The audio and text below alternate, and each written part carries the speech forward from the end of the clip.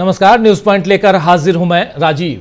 दोस्तों, बिहार में एसआईआर की प्रक्रिया पर उठे गंभीर सवालों पर आज फिर से सुप्रीम कोर्ट में बहस हुई है। कई घंटों की बहस में चुनाव आयोग को बार बार फंसता और कई बात तो कुतर्क करता हुआ भी दिखाई दिया। चुनाव आयोग जो है वो कई बार फंस रहा था, कई बार जो है वो कुतर्क करता हुआ दिखाई दे रहा था। हालांकि आधार कार्ड को नागरिकता का आधार न मानकर सुप्रीम कोर्ट ने आयोग को राहत दे दी है, लेकिन इस बीच चुनाव में वोट चोरी की गई है और आगे भी की जा सकती है। ये गंभीर सवाल अदालत से लेकर संसद और सड़क तक बना ही रहा। राहुल गांधी ने तो साफ कर दिया है कि पिक्चर अभी बाकी है, बिल्कुल शाहरुख खान के अंदाज में, जो अक्सर फिल्मों में राहुल नाम का किरदार निभाते हैं। लेकिन असल जिंदगी के राहुल जो हैं उन्होंने भी बता दिया है कि पिक्चर अभी बाकी है, अभी कई खुलासे होने हैं। सुनिए जरा क्या कुछ कहा है राहुल गांधी ने आज संसद परिसर में। जब मीडिया से बात कर रहे थे तो राहुल गांधी ने कहा पिक्चर अभी बाकी है और कई खुलासे भी होने हैं। सुनिए जरा। हम कॉन्स्टिट्यूशन की रक्षा कर रहे हैं। One man one vote constitution का फाउंडेशन है और इलेक्शन कमीशन की ड्यूटी है कि वो one man one vote enforce करे, और उन्होंने नहीं किया, उन्होंने अपनी ड्यूटी नहीं की। तो हम सिर्फ कॉन्स्टिट्यूशन को प्रोटेक्ट कर रहे हैं, उसकी रक्षा कर रहे हैं, संविधान की रक्षा कर रहे हैं, और हम करते रहेंगे, हम रुकेंगे नहीं। सर, आप बिहार जा रहे हैं 17 तारीख से। 124 सुना है 124 साल की मामला सामने आया। फर्स्ट टाइम 24 साल उसकी उम्र है और फर्स्ट टाइम मिंटा देवी सुना है। 4 इयर्स वोटर आईडी कार्ड। ऐसे तो बहुत अनलिमिटेड केसेस है, अभी पिक्चर बाकी है।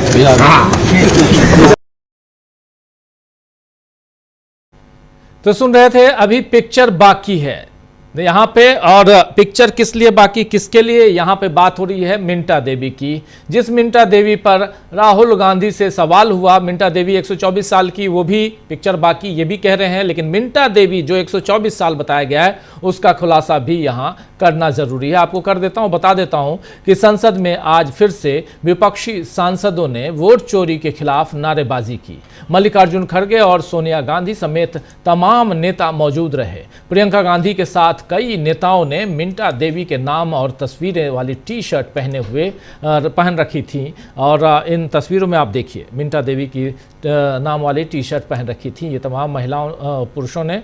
और ये तस्वीर आप देख सकते हैं। दरअसल मिंटा देवी सीवान की हैं, बिहार के सीवान की हैं, और उनकी असल उम्र जो है वो 35 साल है। लेकिन चुनाव आयोग ने उनके जन्म का साल 1900 लिखकर उन्हें 124 साल की बना दिया है।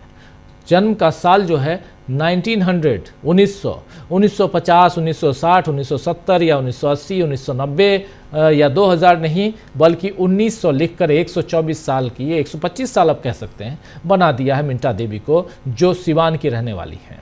कांग्रेस ने इस पर ट्वीट किया है। कांग्रेस के इस ट्वीट को ज़रा देखिए।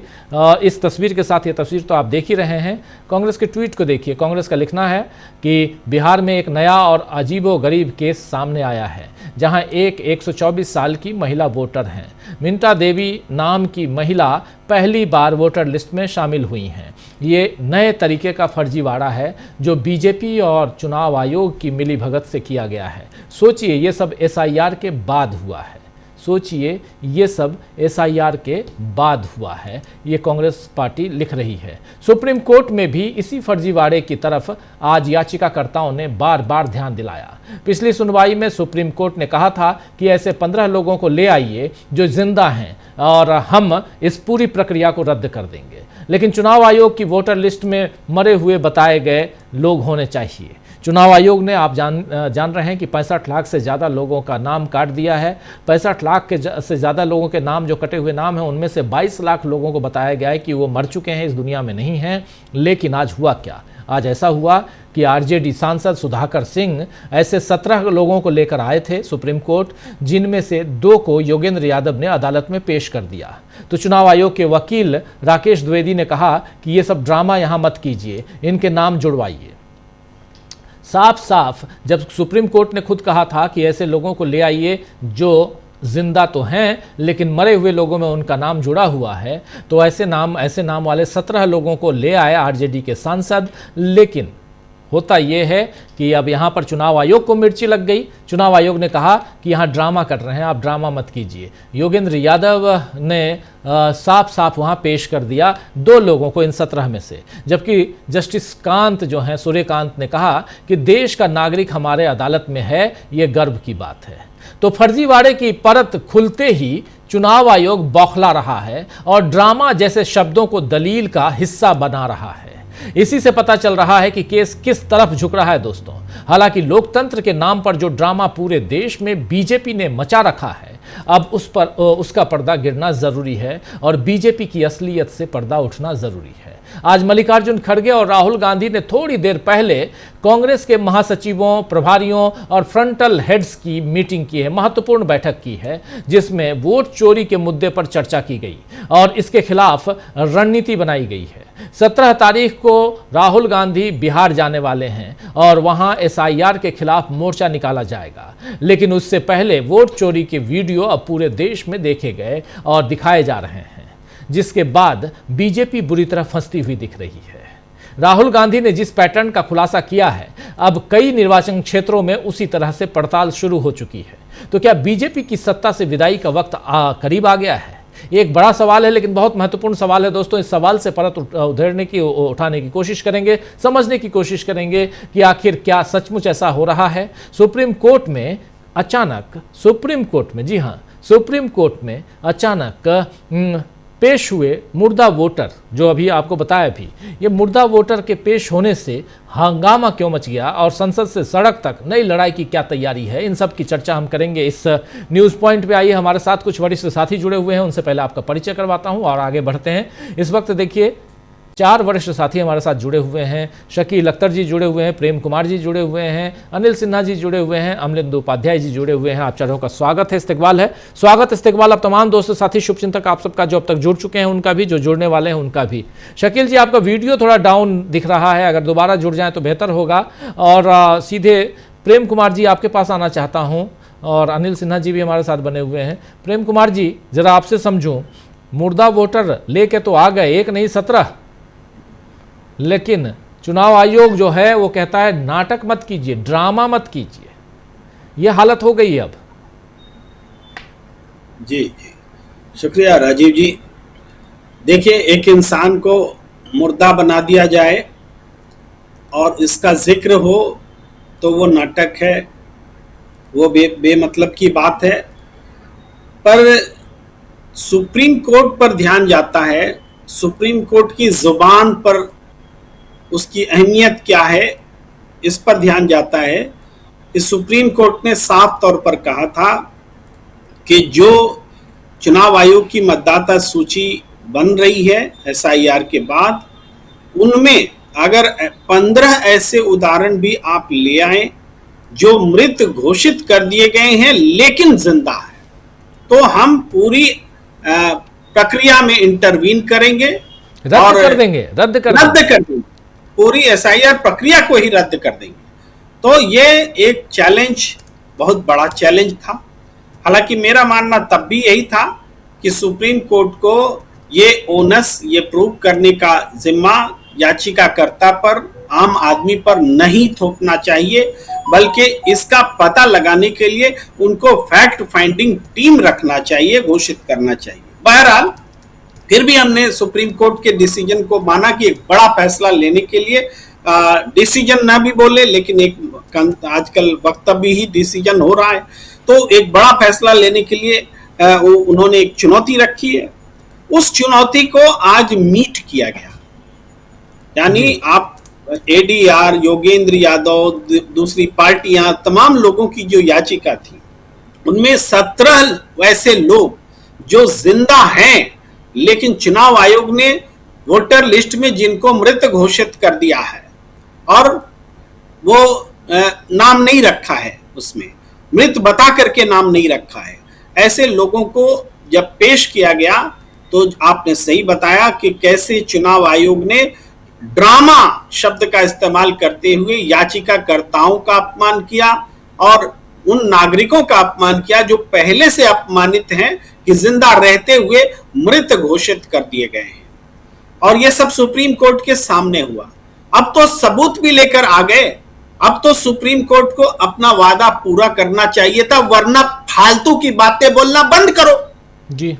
अगर आपकी बात की कोई अहमियत नहीं है तो आप बोलना बंद करो। ये बात अब एक स्वाभाविक प्रतिक्रिया के तौर पर हमारी जुबान से, सबकी जुबान से निकलनी शुरू हो गई है। और ये जो पूरी लड़ाई बनती दिख रही है, ये सुप्रीम कोर्ट के चौखट तक पहुंची जरूर है, लेकिन ये सीधे तौर पर इसमें चुनाव आयोग गुनहगार लगता है। चुनाव आयोग किसी के कहने पर यह गुनाह कर रहा है या नहीं, ये एक बात है। कुछ बातों को स्पष्टता से समझना बहुत जरूरी है कि देखिए, ऐसा होता है कि इतनी बड़ी चुनाव प्रक्रिया है, गलतियां होती रही हैं, होती हैं, आगे भी होंगी, इससे कोई इनकार कर ही नहीं सकता। काम होगा तो गलती होगी, लेकिन गलती होना, भूल होना, त्रुटि होना, मिस्टेक होना, ये जो चीजें, ये सारे शब्द के इर्द गिर्द जो है ये हो जाता है। मगर अभी जो राहुल गांधी बता रहे हैं, दिखा रहे हैं, दस्तावेज दिखा रहे हैं, और चुनाव आयोग जिस तरह का व्यवहार कर रहा है उसको मिला करके, और उसके साथ जिस तरह से सत्तारूढ़ दल खड़ा है लाभुक बन करके, इन सब चीजों को देखकर ऐसा लगता है कि ये संगठित तरीके से साजिश करके षड्यंत्र पूर्वक मतदाता सूची को अपने मनोनुकूल बनाया जा रहा है, ताकि चुनाव प्रक्रिया में फर्जी मतदान करके, किसी को मतदान से फायदा रोक करके या मिशनरी का दुरुपयोग करके किसी तरीके से चुनाव को जीत लिया जाए। तो चुनाव जीतने का, सरकार अवैध सरकार को वैध बनाने के लिए तिकड़म करने का ये जो सारा हथकंडा अपनाया जा रहा है, वो कागजी तौर पर डंके की चोट पर किया जा रहा है। लड़ाई इसी बात की है कि क्या एक आदमी जिसका वोट लोकतंत्र में सबसे ज्यादा कीमती है, उसके वोट के अधिकार की रक्षा होगी कि नहीं। एक उदाहरण नहीं, तमाम तरह के उदाहरण हैं कि एक एपी कार्ड के बहुत सारे वोटर, एक वोटर के बहुत सारे एपी कार्ड, फर्जी एड्रेस, भाई बुजुर्ग को बच्चा बना देना, बच्चा को बुजुर्ग बना देना, मरे को जिंदा बता देना, जिंदा को मरा बता देना।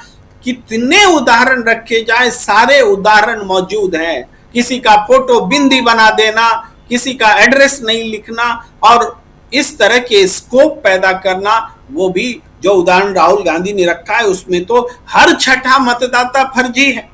क्या हर छठा मतदाता फर्जी होगा तो वो भूलवश होगा, वो त्रुटि होगी? इसका जवाब चुनाव आयोग से मांगने के लिए सुप्रीम कोर्ट के पास जुबान होनी चाहिए। सुप्रीम कोर्ट को ये मांगना चाहिए कैसे हो रहा है कि हर छठा वोटर फर्जी है। और लेकिन ऐसा दिख रहा है मानो चुनाव आयोग के पास दलीलें नहीं हैं, तो उनकी ओर से सुप्रीम कोर्ट अपनी जुबान रख रहा है। याचिकाकर्ताओं के लिए मुश्किल हालात कैसे पैदा हो, ऐसी बातें माननीय सुप्रीम कोर्ट की ओर से की जा रही है। ये जो बातें हैं बेचैन करने वाली है, चिंता पैदा करने वाली है, और एक ऐसी लड़ाई की ओर जनता को प्रवृत्त कर रही है जिसमें इस संस्थानों को नहीं मानने की मजबूरी पैदा हो जाएगी। जी राजीव जी, बिल्कुल बिल्कुल आप सही कह रहे हैं कि संस्थानों को और ऐसे जो संस्थान हैं, यानी संवैधानिक संस्थाओं को जो अभी तक इज्जत मिलती रही है, जो एक उसकी प्रतिष्ठा रही है, वो धूमिल हो रही है। और ऐसे में चुनाव आयोग को कम से कम ये तो सोचना ही पड़ेगा कि आखिर किस दिशा में उसने चुनाव आयोग को और उसके मुखिया जो हैं CEC जिनको कहा जाता है, यानी चीफ इलेक्शन कमिश्नर या मुख्य चुनाव आयुक्त राजीव कुमार से लेकर अब ज्ञानेश कुमार तक कहाँ लेकर गए हैं अपनी संस्था को। इस एक ऐसी ऑटोनोमस बॉडी जिसको लेकर बहुत इज्जत की नज़र से लोग देखते थे, उसकी छवि कहाँ पहुँचा दी है, ये देखने सोचने की ज़रूरत है। अब बाकी तो सत्ता के मद में सब चूर रहे हैं। आगे बढ़ते हैं, ज़रा स्क्रीन पर ले आइए हमारे तमाम साथियों को और बढ़ें। और शकील जी, आवाज़ आ रही है मेरी?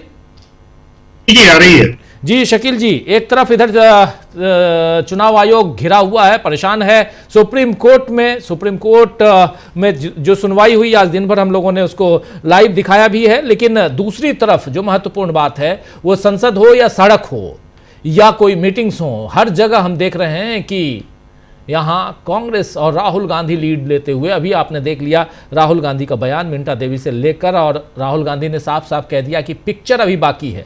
जरा आपसे समझना चाहता हूं कि क्या पिक्चर अभी बाकी है, क्या और भी खुलासे होने हैं, कुछ ऐसी खबर है क्या, राहुल गांधी का ये बयान क्या मायने रखता है, और एसआईआर का मुद्दा संसद, सड़क और सुप्रीम कोर्ट सब जगह है, लेकिन फिर भी यहाँ सत्ता पक्ष डाउन होने के लिए या अपनी बात से पीछे हटने के लिए तैयार नहीं है। जी राजीव जी, राहुल गांधी अब जनता को मैसेज देने लगे हैं, उसके अंदर उत्सुकता जगाने लगे हैं। ये जो वीडियो आपने दिखाया उसमें जब राहुल गांधी का ये लास्ट सेंटेंस है कि पिक्चर अभी बाकी है, और जब वो ये कहते हैं तो वहां पत्रकार सब खुश होकर कहते हैं कि अब आएगा मजा, ये बात सही है। तो राहुल जो है अब जनता की नब्ज पकड़ने लगे हैं। देखिए फर्क इतना ज्यादा आया है कि ये 21 तारीख से चल रहा है, 21 जुलाई से, और मकर द्वार पे रोज प्रदर्शन हो रहा है। इससे पहले का जो सत्र था उसमें लोकसभा अध्यक्ष हर बार चेतावनियां देते थे कि मकर द्वार के सामने जमा न हो, लेकिन इस बार कोई चेतावनी नहीं दी जा रही है। दूसरी बात, सदन के अंदर जो है, दोनों सदनों में विपक्ष इतना प्रभावशाली है, उसकी आवाज इतनी तेज गूंज रही है कि सत्ता पक्ष आमतौर पे खामोश रहता है। आज सरकार ने बहुत काम करवाए, बहुत सारे बिल पारित करवाए, शोर शराबे के बीच में कोई चर्चा नहीं, कोई बहस नहीं। सबसे कहा गया कि छोटे छोटे बोलिए, मिनिस्टर से कहा गया छोटा छोटा बोलिए, उन्हें अपने बिल पास कराना थे। 5 दिन की उन्होंने छुट्टी कर दी है। अब जो है संसद सोमवार को 18 अगस्त से होगी, और उसके बाद लास्ट हफ्ता है, तो लगता है 1 या 2 दिन और चलेगी, बाकी काम करके वो साइलेंट डाई हो जाएगी। दूसरी महत्वपूर्ण बात यह है कि राहुल की जो बिहार यात्रा है उसको लेके कांग्रेस बहुत उत्सुक है। आज कांग्रेस के पदाधिकारी एक मीटिंग थी 24 अकबर रोड पे, जो उनका पुराना मुख्यालय है, वहां पे राहुल गांधी और खड़गे जी दोनों थे, प्रियंका गांधी भी थी, सारे जनरल सेक्रेटरीज थे, इंचार्ज थे, और उसमें जो है उस तैयारियों के बारे में काफी विस्तार से चर्चा हुई है। अभी राहुल से संसद में पूछा था पत्रकारों ने, लेकिन राहुल ने वहां उसकी कोई जानकारी नहीं दी। ये यात्रा 17 अगस्त से शुरू होगी सासाराम रोहतास से, रेलवे स्टेडियम सासाराम से शुरू होगी, और उसके बाद यात्रा करीब 11 बजे, 11:30 बजे शुरू करेंगे राहुल गांधी, और उसके बाद में प्रवेश कर जाएगी, और ये उसके बाद लगातार 30 अगस्त तक जारी रहेगी। करीब करीब राहुल 15 जिले या इससे ज्यादा जिले इसमें कवर कर सकते हैं, क्योंकि कांग्रेस ने भी 25 जिलों के समन्वयक बना दिए हैं, और उसमें जो है बिहार का कोई नेता नहीं है। पूरे देश के नेताओं को चुन चुन के, अच्छे कार्यकर्ताओं को चुन चुन के एक एक जिले में ड्यूटी लगाई है कि आप जाइए वहां तैयारी कीजिए। दूसरी खास बात यह है कि आज बिहार में भी पटना में सदाकत आश्रम में कांग्रेस ने एक मीटिंग करके इनकी तैयारी को जायजा लिया, और उधर आरजेडी जो है इसमें किस तरह सहयोग कर सकती है उसको लेके उसने भी मीटिंग की है। उसने अपने सारे जिलों में कहा है कि आप सहयोग करिए, ये बाद में बता दिया जाएगा कि तेजस्वी कहां किस तरह इसमें शामिल होंगे। तेजस्वी का प्रोग्राम आप लोगों को बाद में दे दिया जाएगा। तो ये जो यात्रा है बहुत महत्वपूर्ण है। आज राहुल के जो मीटिंग हुई थी उसमें जो राहुल ने वोट चोरी का आरोप लगाया है, और आज सब जगह वोट चोरी शब्द ही गूंज रहा है। 2 ही शब्द गूंज रहे हैं, वोट चोरी और एसआईआर को वापस। वीडियो डाउन हो गया आपका शकील जी, लेकिन जरा सुनते हैं कन्हैया कुमार को, जो जिसका जिक्र कर रहे हैं यहाँ पे शकील जी, जिसका यहाँ जिक्र कर रहे हैं कि राहुल गांधी और मल्लिकार्जुन खड़गे ने आज मीटिंग की है, और उस मीटिंग में मीटिंग जो हुई है उस मीटिंग में क्या कुछ रहा है, शकील जी के पास आऊं, लेकिन चलिए अनिल सिन्हा जी के पास आते हैं। अनिल जी, एक तरफ एसआईआर का मामला, अनिल जी आवाज आ रही है हमारी? अनिल जी आपके पास ही आना चाह रहा हूं। एसआईआर का मामला एक तरफ सुप्रीम कोर्ट में, यही मामला सड़क पे, यही मामला संसद में, कैसे देखते हैं आप? और यहां पर राहुल गांधी के खुलासे के बाद से क्या विपक्ष यहां मजबूत दिखाई देता है आपको? देखिए, ये जो संसद पे के मतलब सांसद 300 सांसद जो आए प्रदर्शन के लिए, और जिस तरह से वो मैं देखता हूँ क्या कि एक तरह का बहुत ही बिग डेवलपमेंट है। Big development in the sense ये कि पहली बार ऐसा हुआ है कि चुनाव आयोग के बारे को लेकर के कमोबेश 100% ये है, क्या कहते हैं, विपक्ष में कि ये वोट चोरी या जो भी कहे आप, मतलब धांधली कर रहा है और ये पक्षपाती आयोग है। तो इतना डिस्क्रेडिटेड ऑर्गेनाइजेशन कभी नहीं था। पहले होता था, कभी बीजेपी ने शिकायत की, कभी कोई स्टेट ने कहा, लेकिन इतना यूनाइटेड विपक्ष ऐसा कभी हमको ध्यान में नहीं आता कि कभी हुआ है।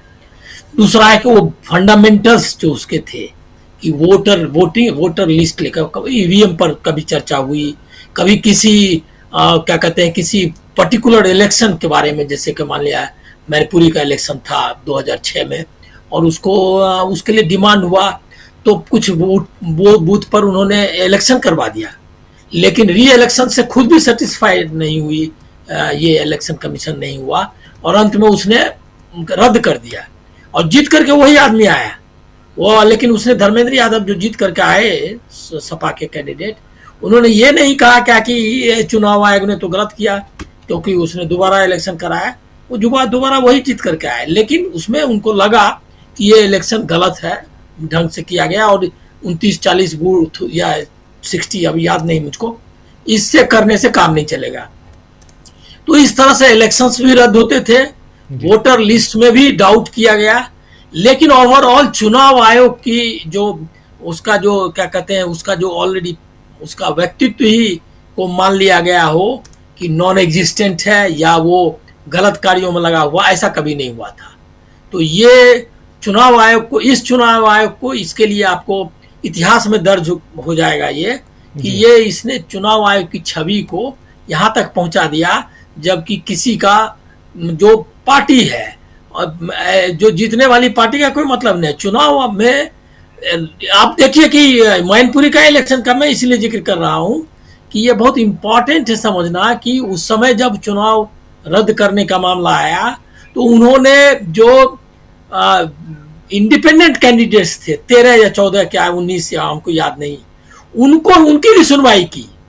उसके बाद उसने सुनवाई की इंटेलेक्चुअल्स की, जर्नलिस्ट की, जी, सबकी सुनवाई की कि भाई आपका क्या कहना है, और उसके बाद वो इस डिसीजन पे पहुंचा कि ये जो है सर्टेन बूथ्स पे री इलेक्शन कराने से काम नहीं चलेगा, ये पूरा इलेक्शन ही रद्द करना होगा, और उसने इलेक्शन करवाया जी। और वो तो आप समझ लीजिए कि ये जो प्रक्रिया है, अब यहाँ पर पूरा का पूरा विपक्ष बोल रहा है, पूरा सांसद है, उसको भी सुनने के लिए वो तैयार नहीं है, जब वो इंडिपेंडेंट कैंडिडेट को सुन रहा था। अब अंतर आप देख सकते हैं। तो ये सुप्रीम इनको जाएगा, इसका श्रेय जाएगा, श्रेय ही कहिए नकारात्मक रूप से, कि ये इन्होंने चुनाव आयोग की छवि यहाँ तक पहुंचा दी। राजीव कुमार टुल्ले से, और पहले भी 2014 के बाद सुनील अरोड़ा से ही शुरू करिए, लेकिन वहां से लेकर यहाँ तक आते आते आप यहाँ पहुंच गए। ये एक तो पहली चीज है जो नोट करने लायक है जी। दूसरी बात ये है कि ये जो अपना क्या नाम है इसका, सांसदों में ये हरियाणा का इलेक्शन हुआ, महाराष्ट्र का इलेक्शन हुआ, इंडिया गठबंधन यूनाइटेड नहीं खड़ा हो पाया। कोई नहीं हरियाणा के बारे में कहने लगा कि कांग्रेस ने सीट बंटवारे में अगर सबको साथ लिया होता तो ये हालत नहीं होती। महाराष्ट्र इलेक्शंस के बारे में भी इसी तरह के स्टेटमेंट्स आए और पीछे हट गए। मारकरवाड़ी में लोग आ गए थे लेकर के कि ये इलेक्शन, बोल रहे थे, उनको मालूम था लोकल लेवल पे कि इतना वोट हो ही नहीं सकता, तो उन्होंने मॉक पोल कराने की बात की और उसके बाद ये ट्रेंड बनने लगा। लेकिन पार्टी इंडिया गठबंधन इकट्ठा होकर ये काम नहीं कर पाया और उसके बाद शरद पवार की पार्टी के विधायकों ने जो हारे थे इस इलाके, सब ने पैसे डॉक्यूमेंट सब इकट्ठा कर लिया था कि इसको चैलेंज करना है, लेकिन वो रुक गया। तो मैं ये दोनों चीज को अगर जोड़ के देखेंगे तो इंडिया गठबंधन यूनाइटेड फाइट जो करना था हरियाणा के समय में, महाराष्ट्र के समय, वो नहीं कर पाया। लेकिन एसआईआर बिहार ने उनको इकट्ठा कर दिया, क्योंकि जो दीवार पे जो इबारतें लिखी हुई है उससे पता चल गया कि कोई भी पार्टी हिंदुस्तान में बीजेपी के मतलब जो द्वारा संचालित इस चुनाव आयोग के रहते हुए फेयर इलेक्शंस नहीं फेस कर सकती है, उसको मौका नहीं मिलने वाला है। तो ये एक बहुत बड़ा गेम चेंजर है कि परसेप्शन जो पॉलिटिकल ये ऑर्गेनाइजेशंस का, पॉलिटिकल पार्टीज का, वो ड्रेस्टिकली चेंज कर दिया बिहार एसआईआर ने। और उसके बाद जो राहुल गांधी या कांग्रेस जो बोल रही थी, अब उस पर भरोसा कर। उसके बाद कर्नाटका का इवेल्यूस आ गया, रिविलेशंस, वो महादेवपुरा का, अब उसमें तो डॉक्यूमेंट लेकर के आ गए। अब ये डॉक्यूमेंट आप देखिए, अब जरा इसको समझिए कि इलेक्शन कमीशन क्या कर रहा है, हलफनामा पर दीजिए और अगर गलत हुआ तो सजा के लिए तैयार रहिए जी। और उसमें एक साथ और कह रहा है, देखिए चुनाव आयोग इससे ज्यादा एक्सपोज हो ही नहीं सकता।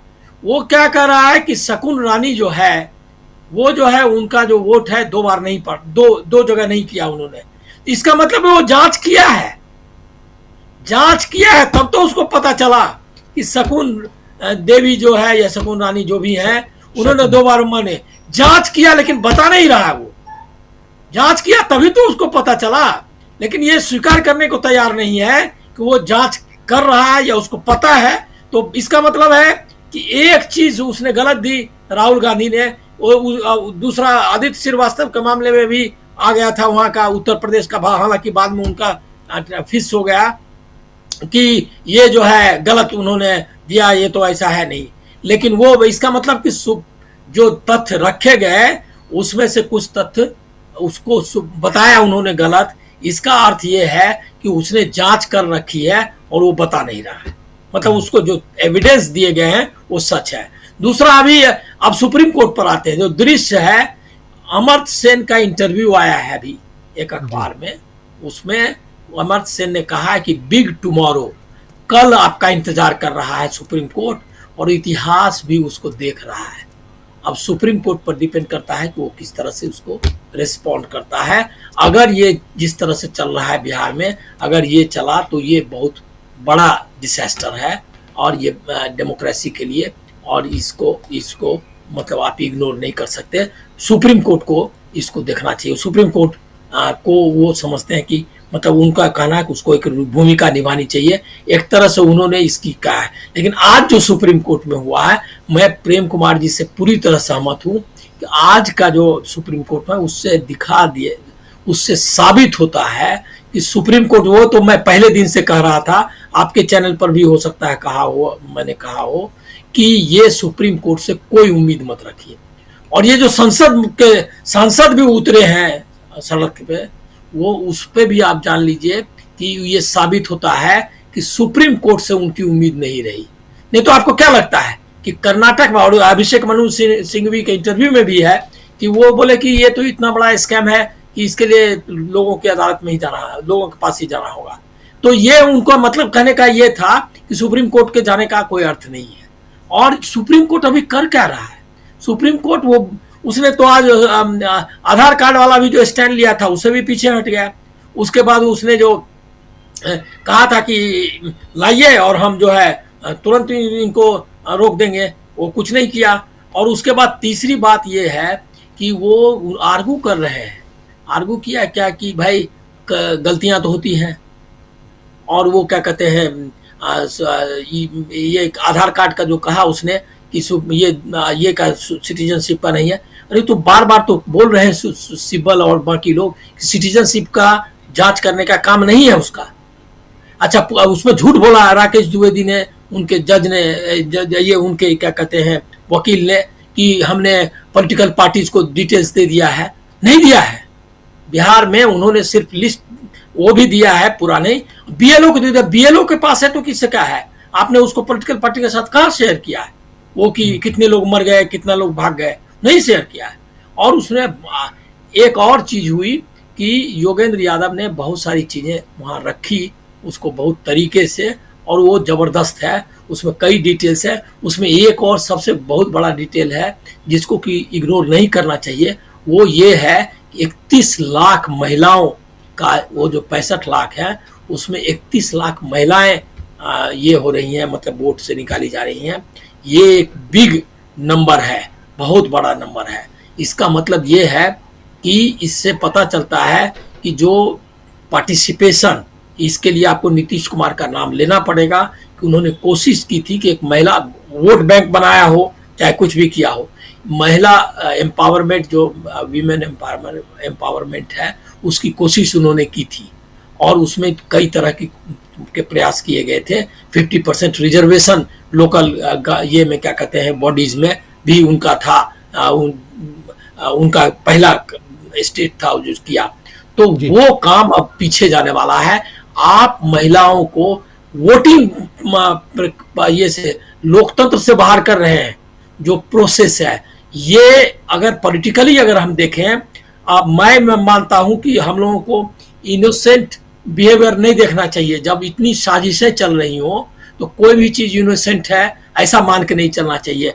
अब वो जो सुप्रीम कोर्ट वगैरह कर रहा है कि जब तक आप साबित नहीं कर देते थे कि आप बेगुनाह हैं तब तक आप दोषी हैं, वही अब चल रहा है। उसी तरह से हम लोगों को भी चुनाव आयोग या बीजेपी को जब तक वो साबित नहीं कर देता है कि वो बेगुनाह है तब तक हम उसको गुनाहगार माने। और अगर उसका अगर क्राइटेरिया अगर लगाएंगे आप, तो इसका अर्थ ये है कि बीजेपी जेडीयू के वोटर्स को भी बाहर निकाल रही है, और वो बाहर निकाल रही है कि नीतीश का जो क्या कहते हैं वोट बैंक है उसको भी तोड़ना है। उनका उद्देश्य साफ था लोगों को, और ये योगेंद्र यादव ने बहुत अच्छे से रखा कि एडिशन करना जो है ये उद्देश्य होता है कि कोई छूट न जाए मतदाता। और वो बोल भी रहा है, हर एक स्टेटमेंट में रहता है कि एक भी जेन्युइन वोटर नहीं छूटना चाहिए और हम सबको मौका देंगे। ये उनका स्टेटमेंट है, स्टेटेड पोजीशन। लेकिन कहा कि प्रैक्टिकली उन्होंने क्या किया, जो थे उनको बाहर निकाला है। मतलब डिलीशन उनका उद्देश्य था और एडिशन नहीं था उनका उद्देश्य। रिवीजन नहीं हुआ, इसका मतलब था कि इट वाज नॉट रिवीजन, ये डिलीशन का प्रक्रिया थी। ये इसके पीछे का पॉलिटिक्स क्या है, इसके का पॉलिटिक्स क्लियर है कि बीजेपी छोड़ के बिहार में कोई भी जीत ना सके। और जो उनका गोल था कि उनका कह रहे थे लगातार कि बीजेपी अकेले सरकार बनाना चाहती है, हम तो जो है बिहार में अकेले अपने साथ करना, ये बहुत दिन से चल रहा है। ये नैरेटिव को प्रैक्टिकली लाने के लिए ये किया गया। इसमें आप 31 लाख वोटर्स वाला जो है क्या कहते हैं डिलीशन औरतों का, महिलाओं का ये साबित करता है कि बीजेपी जो है नीतीश कुमार को भी आउट करने के लिए काम कर रही है। मतलब ये इसका पॉलिटिकल उद्देश्य है। इसीलिए कोशिश आप कुछ भी कर लीजिए, चुनाव आयोग में कोई परिवर्तन नहीं होने वाला है। और सुप्रीम कोर्ट का जो रवैया है उससे ये है कि अल्टीमेटली आपको 1 सितंबर को एक मिल जाएगी मतदाता सूची, जिस पर अगर चुनाव हुआ तो बीजेपी को एडवांटेज है। एडवांटेज बीजेपी इसमें क्लियर है। अब आप हम लोग और विपक्ष और जो लोकतंत्र के चाहने वाले लोग हैं उसको किस तरह से रोकते हैं चुनाव आयोग को इस लोकतंत्र की हत्या के ये से रास्ते से, वो हमको देखना चाहिए। जी बिल्कुल बिल्कुल। हमारे साथ प्रोफेसर रविकांत जी भी जुड़ गए हैं। रविकांत जी आपका स्वागत करता हूं। शकील जी आपके पास आता हूं, लेकिन आप जिस मसले पे अभी बता रहे थे उसी पे एक प्रेस कॉन्फ्रेंस की है कन्हैया कुमार ने, उसमें उन्होंने जानकारी दी है कन्हैया कुमार ने कि आज क्या कुछ हुआ। जरा उसको देख लेते हैं, फिर अपनी आप बात पूरी कीजिए। फिर हमारे साथी अमलेंदु जी भी बने हुए हैं और प्रोफेसर रविकांत जी भी, उनके पास भी आता हूं। जरा सुनिए क्या कुछ कह रहे हैं कन्हैया कुमार की राहुल गांधी और मल्लिकार्जुन खड़गे ने जो आज मीटिंग ली है अपने तमाम हेड्स की, कांग्रेस के अलग अलग अधिकारियों की। उसके बाद वहां क्या कुछ तय हुआ है वो सुनिए। कि आज भारतीय राष्ट्रीय कांग्रेस के राष्ट्रीय अध्यक्ष श्री मल्लिकार्जुन खड़गे जी ने एआईसीसी हेडक्वार्टर में सारे जनरल सेक्रेटरीज, इंचार्जेज और फ्रंटल हेड की एक महत्वपूर्ण बैठक बुलाई थी। यह बैठक इस संबंध में बुलाई गई कि एक बड़ा मामला वोट चोरी का प्रकाश में आया है। नेता प्रतिपक्ष राहुल गांधी जी ने सबूत के साथ देश के सामने यह रखा कि कैसे इस देश में लोकतंत्र का गला दबाया जा रहा है। आज़ादी के आंदोलन के बाद संविधान की स्थापना से यह सुनिश्चित किया गया कि 1 पर्सन 1 वोट के माध्यम से वोट का राज स्थापित होगा। देश में शासक पेट से चुन करके नहीं आएंगे, पेट से बन करके नहीं आएंगे, जनता के वोट से शासक नहीं सेवक चुने जाएंगे। यह जो लोकतंत्र की बुनियादी सिद्धांत है, इस सिद्धांत को कमज़ोर किया जा रहा है, लोकतंत्र और संविधान पे हमला किया जा रहा है। और कांग्रेस पार्टी के लिए ये करो या मरो का सवाल है। कांग्रेस पार्टी जो इस देश को आज़ादी दिलाई, संविधान की स्थापना की और चुनाव आयोग का भी गठन किया, 1 पर्सन 1 वोट के सिद्धांत को लागू किया, आज जब वह अधिकार लोगों से छीना जा रहा है, मताधिकार छीना जा रहा है, वोट की चोरी की जा रही है, तो पूरी ताकत से कांग्रेस पार्टी इसके खिलाफ लड़ेगी। क्योंकि कांग्रेस पार्टी के लिए यह लड़ाई राजनीतिक लड़ाई नहीं है, वैचारिक लड़ाई है। देश के अस्तित्व का, देश की कल्पना का, लोगों के अधिकार की लड़ाई है। इसीलिए कांग्रेस प्रेसिडेंट ने कहा कि नेता प्रतिपक्ष राहुल गांधी जी ने जो सबूत दिए हैं उससे लगता है कि यह चोरी है। जैसे जैसे सबूत आते जाएंगे यह चोरी डकैती मालूम प्रतीत होती है। इसीलिए आज इस बैठक में सर्वसम्मति से आने वाले दिनों में 3 महत्वपूर्ण कार्यक्रम तय किए गए हैं। पहला, स्वतंत्रता दिवस की पूर्व संध्या पर 14 अगस्त की रात को देश के तमाम जिला मुख्यालयों में कांग्रेस पार्टी लोकतंत्र बचाओ मशाल जुलूस का आयोजन करेगी। फिर आने वाले दिनों में पूरे के पूरे 22 अगस्त से लेकर के 7 सितंबर तक देश के सभी राज्य मुख्यालय में वोट चोर गद्दी छोर रैली का आयोजन किया जाएगा, सभी स्टेट हेडक्वार्टर में।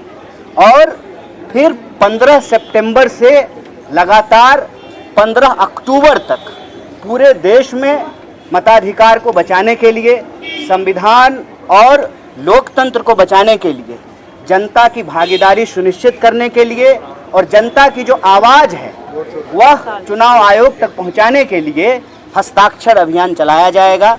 आज ये 3 महत्वपूर्ण कार्यक्रम यहाँ लिए गए हैं और कांग्रेस पार्टी ने यह संकल्प लिया है कि कांग्रेस का एक एक कार्यकर्ता इस देश में लोकतंत्र पसंद लोगों के साथ, नागरिकों के साथ मिलकर के और इस देश के जो अन्य विपक्षी दल हैं, पूरा का पूरा जो इंडिया ब्लॉक है, देश बचाने की और लोकतंत्र संविधान बचाने की इस मुहिम को पूरी ताकत से लड़ेगी। तीनों प्रोग्राम इस प्रकार है। आज कांग्रेस की बैठक में जो तय किया गया है, पहला जो हमारा आज़ादी का दिवस है, जिसको हम स्वतंत्रता दिवस कहते हैं, उसकी पूर्व संध्या पर 14 अगस्त की रात को सभी जिला मुख्यालयों पर मशाल जुलूस, जिसका नाम है लोकतंत्र बचाओ जुलूस करेगी। फिर 22 अगस्त से लेकर के 7 सितंबर तक सभी स्टेट हेडक्वार्टर पर वोट चोर गद्दी छोर रैली का आयोजन किया जाएगा। और फिर 15 सितंबर से लेकर के 15 अक्टूबर तक पूरे देश में हस्ताक्षर अभियान चलाएंगे, सिग्नेचर कैंपेन चलाएंगे। ये 3 महत्वपूर्ण कार्यक्रम आज की बैठक में तय किए गए।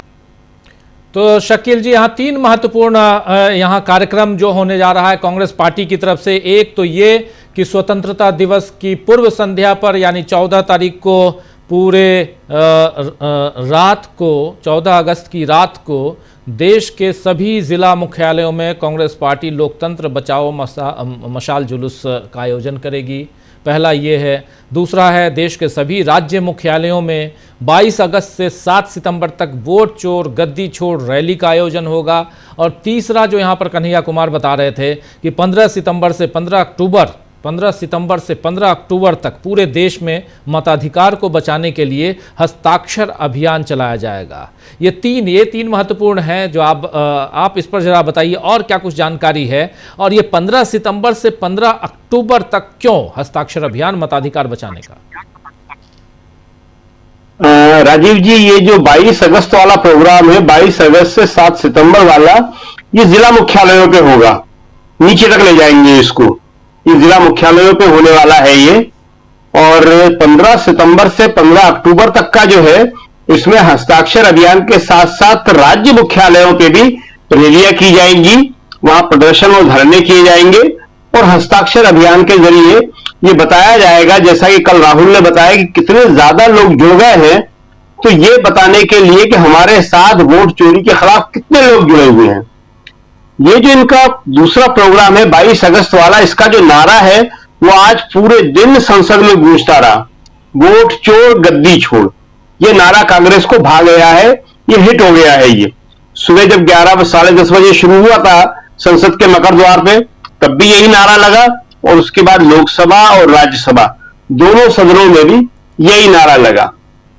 अब क्या है कि देखिए, राहुल की जो आप बात कर रहे थे कि राहुल ने ये क्यों कहा, तो राहुल का जो कॉन्फिडेंस है अब वो लगातार बढ़ता चला जा रहा है।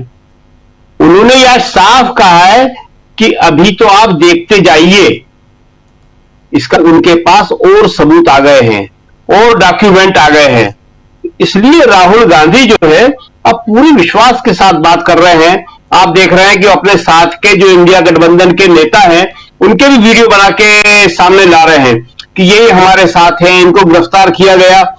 पूरा इंडिया गठबंधन पहली बार इस तरह साथ में आया है, एक एक दल, जिसमें तृणमूल कांग्रेस भी है, जिसमें शरद पवार भी है, और जिसमें आम आदमी पार्टी चाहे अपने नाम से ना जुड़े मगर उसके सांसद जोड़ रहे हैं। इन तीन पे ही शक होता था, बाकी सब तो साथ है ही। समाजवादी पार्टी साथ में है, तेजस्वी साथ में है, लेफ्ट साथ में है, इनका कभी कोई सवाल नहीं उठता था। तो ये जो है बहुत ताकत के साथ साथ आए हैं। अब एक बात जो है बीजेपी की और चुनाव आयोग की, देखिए बीजेपी को इस चुनाव आयोग पे इतना भरोसा है कि अपने इंटरनल मामलों में भी वो इस तरह के दावे करने लगे हैं। आज आपको मालूम होगा एक बड़ा इंपॉर्टेंट मतदान हो रहा है कॉन्स्टिट्यूशन क्लब में, वहां पे चुनाव है। उस चुनाव में 2 बीजेपी के नेता ही चुनाव लड़ रहे हैं।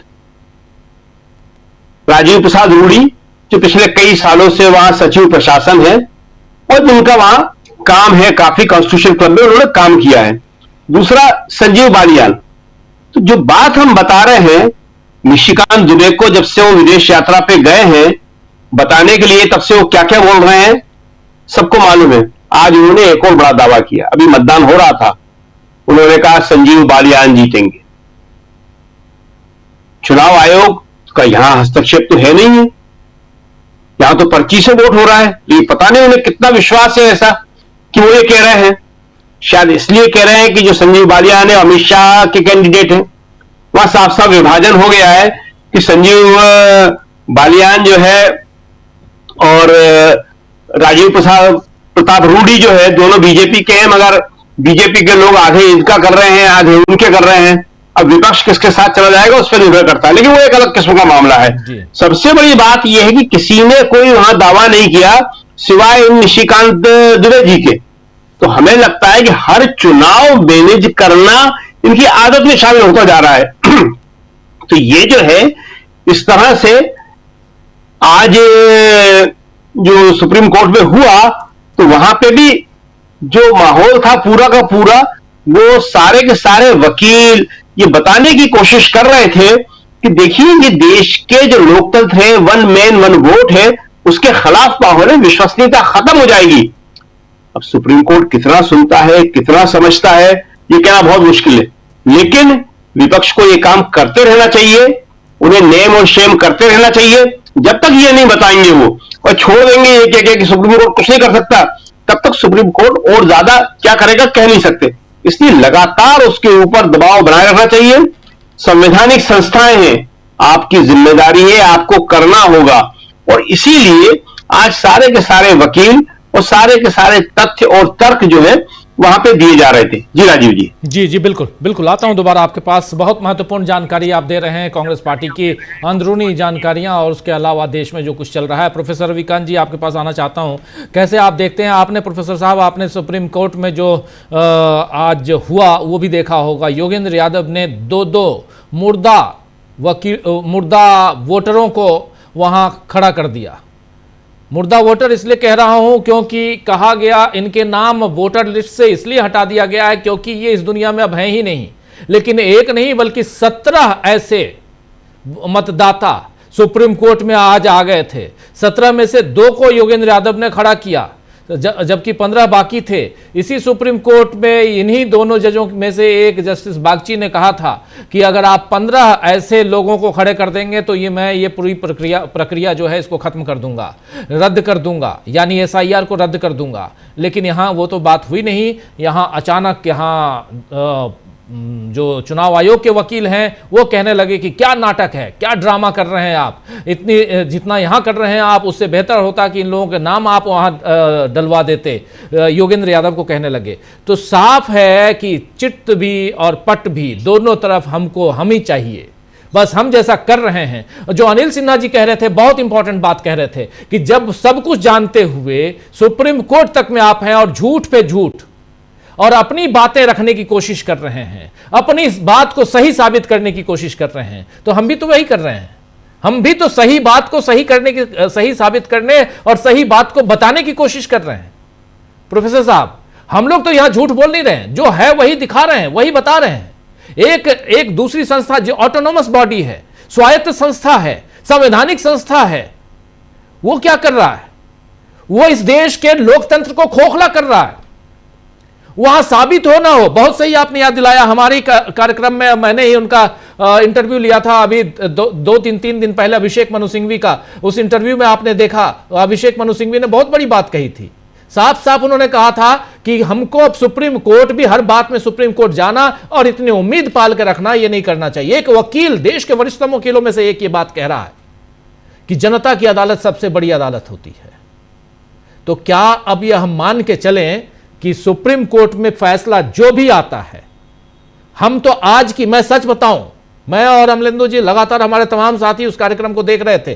5 घंटे 7 घंटे लगातार हम लोग रहे, इस पे लाइव कर रहे थे और 1 पैसे की मुझे उम्मीद नहीं है।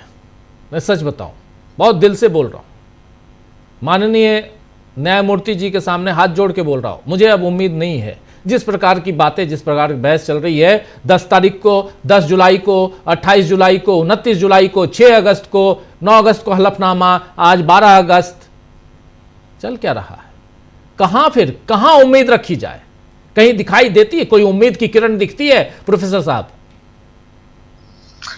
राजीव जी, ये अंधेर नगरी चौपट राजा वाली जो नाटक लोगों ने पढ़ा होगा, कहानी सुनी होगी, वो लगभग वही चल रहा है इस देश में। योगेंद्र यादव ने जो आज 2 लोगों को पेश किया कि साहब ये जीवित हैं और इनका वोट काटा गया है, ये साबित करके कि ये मृत लोग हैं। जॉली LLB फिल्म में याद आ गई कि कैसे एक जीवित व्यक्ति को मृत दिखा दिया गया। लेकिन मैं इससे आगे की बात कहना चाहता कि ठीक इसी तरह से इस लोकतंत्र को मारने की कोशिश हो रही है, लोकतंत्र को मुर्दा बनाने की कोशिश हो रही है। जैसे आज योगेंद्र यादव ने 2 लोगों को पेश किया सुप्रीम कोर्ट में, वैसे ही विपक्ष की जिम्मेदारी है कि मुर्दा करार देते हुए या मुर्दा बनाने की कोशिश करते हुए लोकतंत्र को जीवित वापस लेकर के आना है। और आपकी बात से मैं भी 100% सहमत हूं। हम क्या उम्मीद करें? अच्छा हो कि सुप्रीम कोर्ट हमारी इस अविश्वास को झूठा साबित कर दे, बेहतर होगा।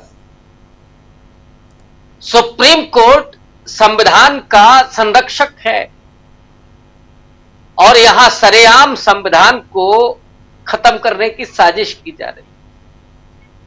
ये 2 वोट जोड़ने का मामला नहीं है कि 2 वोट आपने जुड़वा दिए होते। मामला तो 56 लाख लोगों का है।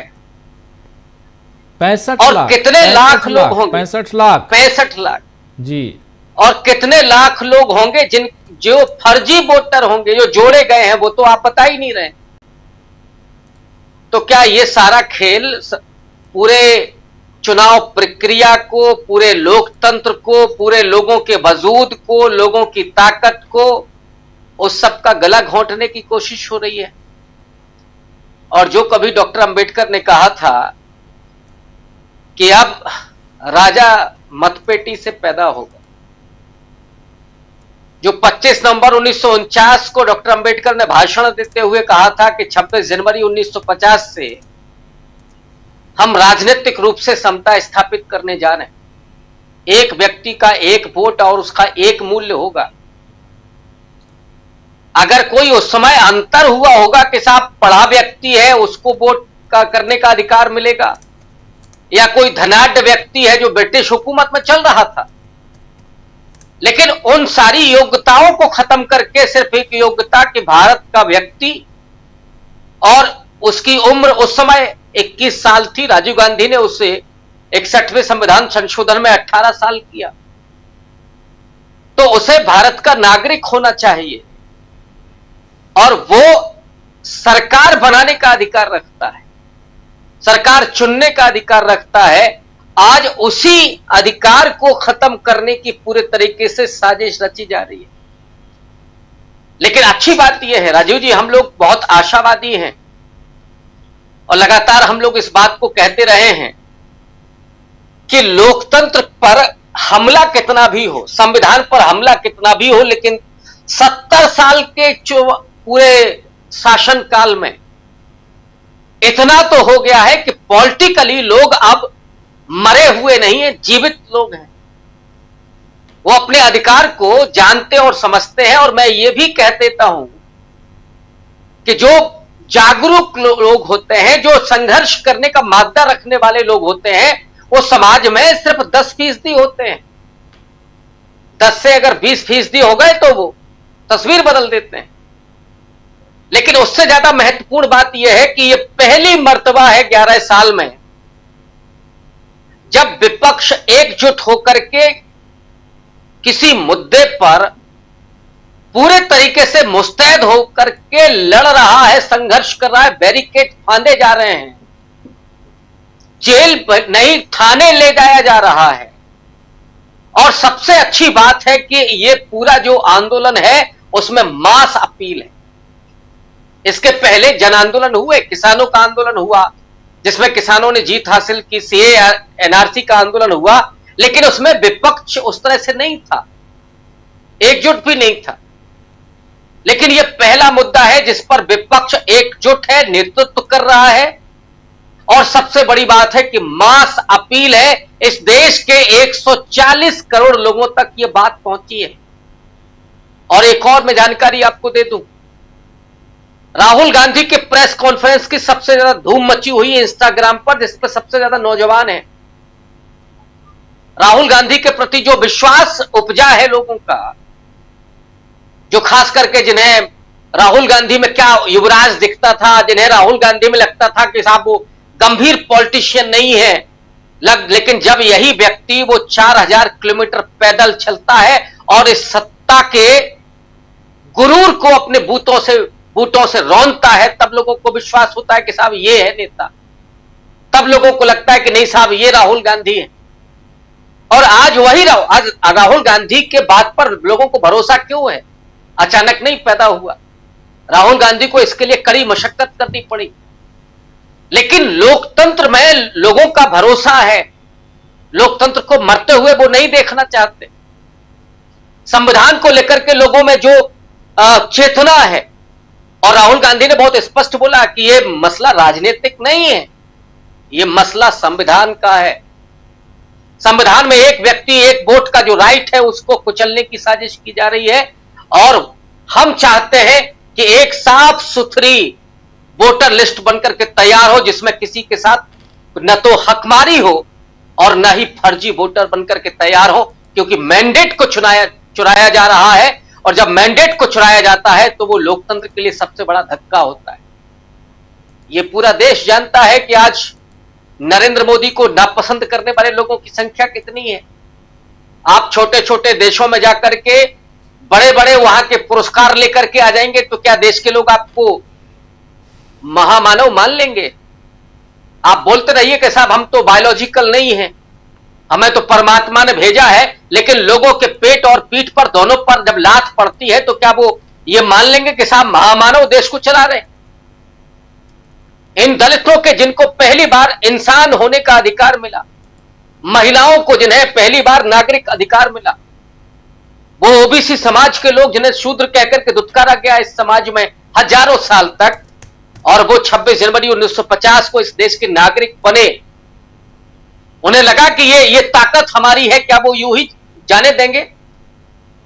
विपक्ष का एकजुट होना इस देश के लिए सबसे बड़ी उम्मीद लेकर के आया है, और जहां से और उम्मीदें हम लोग पालते हैं वहां जरूर नाउम्मीदी हो रही है, लेकिन मुझे लगता है कि देर सवेर वहां से भी वो उम्मीदें, वो विश्वास पैदा होगा, क्योंकि जब जनता की अदालत में विपक्ष पहुंचता है, सबसे बड़ी अदालत वो है, लोकतंत्र में सबसे बड़ी अदालत जनता की अदालत है, और वहां पर जो फैसला होगा फिर कोई बायोलॉजिकल और नॉन बायोलॉजिकल फैसला नहीं कर पाएगा।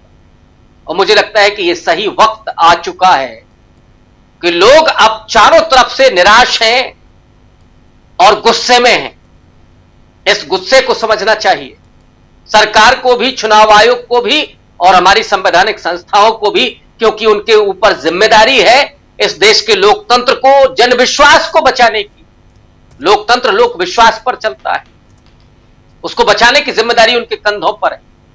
अगर वो आज इस विश्वास को बचाते हैं तो कल का आने वाला भविष्य उनको सैल्यूट करेगा, वरना इतिहास के इन काले अक्षरों में उनका नाम दर्ज होगा।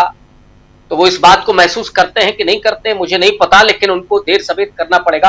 राजीव जी, इस देश में गिरगिटों की कमी नहीं है। गिरगिट जानते हैं ना, जो रंग बदलता है, उसकी कमी नहीं है। देखिए जैसे हवा का रुख बदलेगा आप गिरगिट देखेंगे रंग बदलते हुए। इसलिए उम्मीद पाले रखिए, और बहुत संख्या है ऐसे लोगों की, बहुत संख्या है।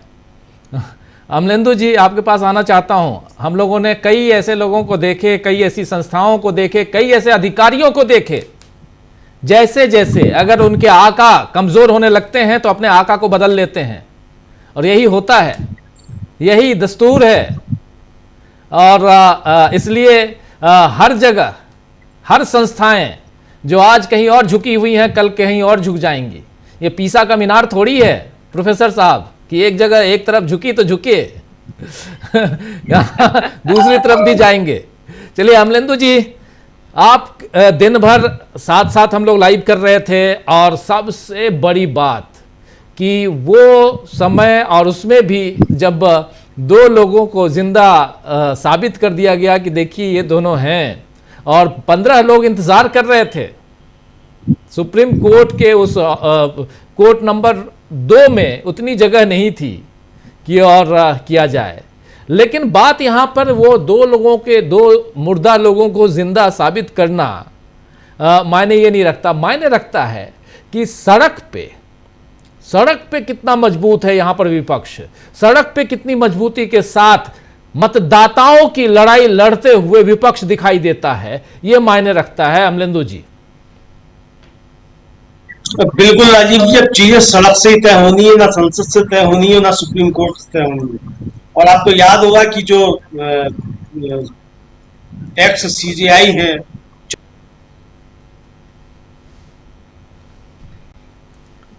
डिस्कनेक्ट हो गए हैं अमलेंदु जी, कोई बात नहीं, तुरंत हम आते हैं। लेकिन बहुत महत्वपूर्ण चर्चा यहाँ हम कर रहे हैं दोस्तों, और एक तरफ सुप्रीम कोर्ट की बात हम कर रहे हैं। सुप्रीम कोर्ट में यहाँ सुनवाई, बहुत महत्वपूर्ण सुनवाई चल रही थी, आज और कल भी चलेगी सुनवाई। उसमें कपिल सिब्बल से लेकर तमाम वरिष्ठ वकीलों ने, नेता भी हैं, कपिल सिब्बल नेता भी हैं, अभिषेक मनु सिंघवी भी नेता हैं, लेकिन वरिष्ठ वकील की भूमिका में ये थे, वहाँ पे अपनी अपनी बात इन लोगों ने रखी। लेकिन दूसरी तरफ सड़क की लड़ाई में जो राहुल गांधी ने जो बात कही है वो बहुत इंपॉर्टेंट है। जरा उनकी बाइट को दिखाना चाहता हूं एक बार फिर, जैसे ही हमारे साथी जुड़ते हैं। राहुल गांधी ने कहा पिक्चर अभी बाकी है। क्या मायने हैं इसके, जरा समझने की जरूरत। जरा सुनिए राहुल गांधी को। हम कॉन्स्टिट्यूशन की रक्षा कर रहे हैं। 1 मैन 1 वोट कॉन्स्टिट्यूशन का फाउंडेशन है, और इलेक्शन कमीशन की ड्यूटी है कि वो 1 मैन 1 वोट इन्फोर्स करे। और उन्होंने नहीं किया, उन्होंने अपनी ड्यूटी नहीं की। तो हम सिर्फ कॉन्स्टिट्यूशन को प्रोटेक्ट कर रहे हैं, उसकी रक्षा कर रहे हैं, संविधान की रक्षा कर रहे हैं, और हम करते रहेंगे, हम रुकेंगे नहीं। सर आप बिहार जा रहे हैं 17 तारीख से 124 सुना है 124 साल की मामला सामने आया। फर्स्ट टाइम 24 साल की उम्र है और फर्स्ट टाइम मिंटा देवी सुना है 4 इयर्स वोटर आईडी कार्ड। ऐसे तो बहुत अनलिमिटेड केसेस है, अभी पिक्चर बाकी है। तो पिक्चर अभी बाकी है। अमलेंदु जी, पिक्चर क्या सचमुच बाकी है, दिखाई दे रहा है आपको? निश्चित तौर पर राजीव जी पिक्चर बाकी है। और आपने जो कहा था कि भाई ये अधिकारी जो है हमने देखा बदलते हुए, राजीव जी इस हिंदुस्तान में सबसे कमजोर तबका जिसकी रीढ़ बहुत लचीली होती है वो अगर कोई है तो उन अधिकारियों का ही। ये सत्ता बदलने से पहले बदल जाते हैं। और मैंने तो कई बार देखा था कि ये सत्ता बदलने से पहले जो अधिकारी हैं किसी के खास हुआ करते थे, वो सत्ता की जैसी आहट होती है वो किसी दूसरे का खास हो जाते हैं। और उनमें से कई तो जो सूचना विभाग में रह चुके हैं उनको हम लोग जानते हैं बहुत अच्छे तरीके से राजीव जी, किस तरीके से पहली करवट बदल लेते थे। तो ये सब हम लोगों ने देखा है। और अब कहना नहीं चाहिए कि हमारी जो बड़ी सर्वोच्च संवैधानिक संस्थाएं हैं उनकी भी स्थिति कुछ इसी तरीके की होती जा रही। तो एक हमारे मित्र थे राजीव जी, उनका एक मुकदमा चला, ऐसा ही उनको फर्जी फंसाने की कोशिश की गई और सरकार उस समय एक इंडिया गठबंधन के ही लोगों की थी। तो एक दरोगा आया उनको गिरफ्तार करने के लिए, तो बड़े उससे डांट के कहा, उसने कहा कि तेरी औकात क्या है, कल सरकार बदलेगी तू मेरे दरवाजे पर खड़े होके जो है दरवानगिरी करेगा। अब वो दरोगा की समझ में नहीं आया कि क्या कह रहा है आदमी, क्योंकि वो तो खुद को समझ रहा था मुख्यमंत्री का बहुत खास। और बाद में यही हुआ कि वो सरकार बदली तो सब चीजें बहुत सारी बदल गई। तो बहुत इस तरह की चीजें होती रहती हैं। तो अधिकारियों के ज्यादा कुछ नहीं करना करा रहा, लेकिन जो भरोसा है राजीव जी वो सड़क पर ही है और सड़क से ही बहुत सारी चीजें तय होंगी। आज जिस तरीके से सुप्रीम कोर्ट की तरफ से सवाल आ रहे थे, वो सवाल शायद ये लग रहा था कि जैसे चुनाव आयोग के वकील जो है वो अपनी कोई बात रख रहे हो और चुनाव के वकील साहब जो थे वो ज्यादा बात नहीं रख पा रहे थे। जो भी आ रहे थे सवाल वो इस तरीके के थे। अब ये भी हो सकता है कि वो प्रोवोक करने के लिए आ रहे हो दूसरे पक्ष को, या अपनी बात स्पष्टता के साथ रखिए। चूंकि जब योगेंद्र यादव आए और उन्होंने अपनी बात रखी और बिना किसी डिसरप्शन के उन्होंने अपनी बात रखी, तो उसके बाद उनको धन्यवाद भी कहा गया सुप्रीम कोर्ट की तरफ से। ये कहा गया कि आपका बहुत धन्यवाद, आपने बहुत तथ्यों के साथ विश्लेषण किया और आपने जो तथ्य प्रस्तुत किए हैं उन पर जवाब चाहिए चुनाव आयोग से, ये भी कहा गया। तो अब दिन भर की अगर बहस राजीव जी सुनी जाए तो नाउमीदी बनती है। और योगेंद्र यादव की बहस के बाद जिस तरीके से उनको धन्यवाद दिया गया तो एक उम्मीद जागृत होती है कि शायद तथ्यों के आधार पर और सबूतों के आधार पर और कानून के अनुसार फैसला होगा। वरना तो हमारे CJI चंद्रचूड़ साहब कह चुके हैं कि सुप्रीम कोर्ट विपक्ष नहीं है। जाहिर सी बात है कि सुप्रीम कोर्ट विपक्ष नहीं है, लेकिन सुप्रीम कोर्ट न्याय करने के लिए न्याय तो हो, वहां न्याय करने के लिए तो आप हैं। तो आपके पास न्याय के लिए पहुंचा गया है। आपसे तो कहा नहीं गया है कि आप भी जो है इंडिया गठबंधन प्रदर्शन कर रहा है सुप्रीम कोर्ट के जज साहब जिसमें आकर प्रदर्शन करें, ये तो कहा नहीं गया है। कहा यही जा रहा है कि भाई जो कानून है उस कानून के अनुसार काम हो। और जैसा कि बिंद्रा मुगल जो थी सीनियर एडवोकेट UCL की उसमें खड़ी हुई और उन्होंने जो व्यवस्था का प्रश्न उठाया उनका कि आपने ये नियम कहाँ से तैयार कर दिए कि 11 आपको कागजात चाहिए। ये नियम बनाना जो है ये संसद का काम है और आपको जो भी शक्तियां मिली हैं वो संसद ने नियम बनाए हैं, उनसे आपको मिली है। यानी चुनाव आयोग को, चुनाव आयोग कोई नियम खुद नहीं बना सकता, सुप्रीम कोर्ट भी राजीव जी कोई नियम नहीं बना सकता, कोई कानून नहीं बना सकता। तो कैसे चुनाव आयोग ने कानून बना दिया कि हमको ये कागजात चाहिए नहीं चाहिए? तो ये जाहिर सी बात है, ये व्यवस्था का प्रश्न था और उस पर पूरी कागजात सुप्रीम कोर्ट भी सन्न रह गया ये सुनकर, दलील सुनकर। और चुनाव आयोग के वकील के पास भी इसका कोई जवाब नहीं था, कोई जवाब नहीं आया। कम से कम हम लोगों ने तो अपनी उसमें नहीं सुना कि इस तरह का कोई जवाब आया हो। तो अब राजीव जी कल जो बहस होगी, अब कल चूंकि मुझे लगता है थोड़ा समय मिलेगा इधर याचिकाकर्ताओं को, उसके बाद चुनाव आयोग अपनी बात रखेगा।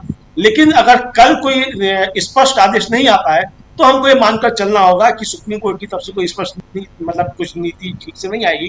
चूंकि जैसा कि जस्टिस जॉय मल्ल्या बागची ने पिछली उस पर कहा था सुनवाई पर कि आप 15 लोग भी कोई ले आइए जो जीवित हैं और उनको मृत बता दिया गया है तो हम इसको तुरंत पूरी प्रक्रिया को निरस्त कर देंगे। 17 तो आज एक ही जगह से पहुंचे हुए थे, एक ही कॉन्स्टिट्यूंसी से थे राजीव जी, 17 लोग भी, ऐसा नहीं कि अलग अलग जगह से आए हों जो थे।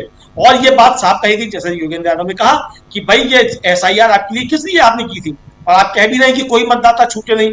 तो भाई आपका जब BLO पहुंचा तो उसने किसी से फॉर्म 6 भरवाया ही नहीं, आपका तो पूरा ध्यान नाम काटने पर था, तो आप तो नाम काटने के लिए करवा रहे हैं।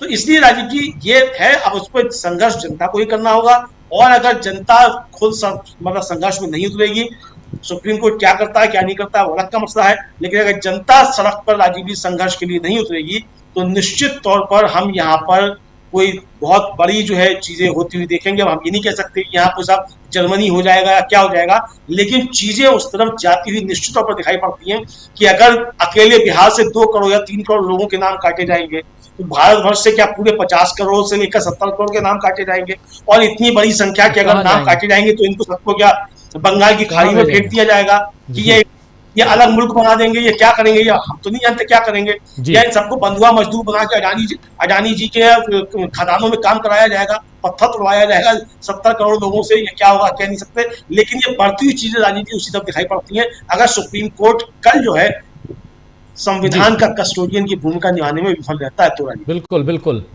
शकील जी मुस्कुरा रहे हैं। शकील जी आपके पास आता हूं, फिर प्रेम कुमार जी आपके पास आता हूं। शकील जी मुस्कुरा रहे हैं बहुत देर से। जी शकील जी। नहीं, हम आपकी उस बात पे हमें हंसी आ रही है जी, जो आपने कहा था कि लोग गिरगिट की तरह रंग बदलते हैं। हमने तो 1977 से देखा है, और आपको याद होगा कि एक हमारे दोस्त, और वो आपके भी हैं, उनका नाम लिखा था हमने 1977 के बाद ही एक बड़े वाकये में राज्यपाल उपराज्यपाल स्तर के, वाइस चांसलर स्तर के, तो आपने कहा था। तो ये सब इनका कोई महत्व नहीं है, ये सत्ता के साथ आते हैं जाते हैं। अभी हमने जी ने एक किस्सा सुनाया एक पुलिस वाले का, हमें याद है संजय गांधी को एक पुलिस वाले ने मारा था प्रदर्शन के दौरान, और जब 80 में जीते तो सबसे पहले वो उनके पांव में गिरा था। संजय ने कहा अरे क्या हुआ, कौन है ये, क्या बात है? रोते हुए बोला साहब मैं वही हूं, कि ले जाओ भाग जाओ काम करो अपना। कुछ नहीं कहा संजय गांधी ने।